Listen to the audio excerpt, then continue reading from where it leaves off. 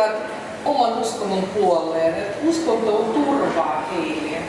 Ja siitä he haluavat, ja siihen kun turvautuvat, niin he hakevat parempaa oloa itselleen.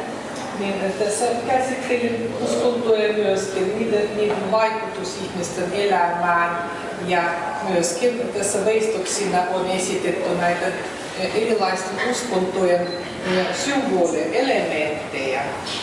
Että ne aina kuitenkin uskontoon kuuluvia elementtejä aina auttavat ihmisiä selviytymään kehityksen eri vaiheissa. Pakanin uskontoon kuuluvat esimerkiksi vesi, valkoinen vesi, sitten punainen mantra, että kuuluu buddhalaisuuteen.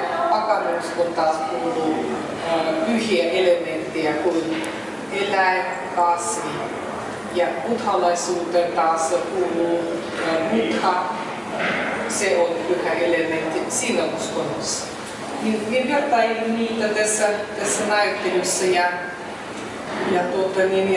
pitää vain todeta, että erilaisen kulttuurien rinnakkaispelu edellyttää, että me ollaan vielä enemmän suvaitsevaisia toisia kulttuuria kohti, toisia uskontoja kohti. Että minkälainen sitten ihmiskunnan tulevaisuus, se myöskin pohditaan täällä tässä näyttelykokonaisuudessa. Joitakin abstraktisia figuureja, jotka näkyvät melkein jokaisessa teoksessa, niillä kuvasin erilaisia uskontoja, ihmettä ja kulttuurikuntia. Eli nämä symboloivat erilaisia kulttuurikuntia ja uskontokuntia. Että se on sellainen symboli melkein jokaisessa teoksessa. Tervetuloa näyttelyyn. Tutustukaa teoksiin ja toivottavasti pidätte.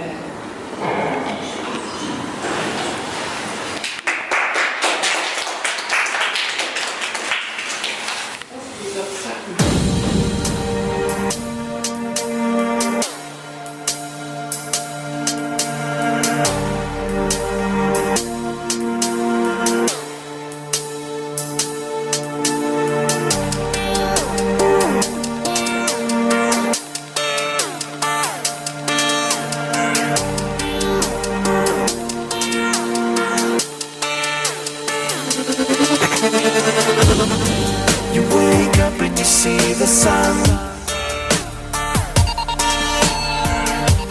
like yesterday. You think that this day will be the one. When you don't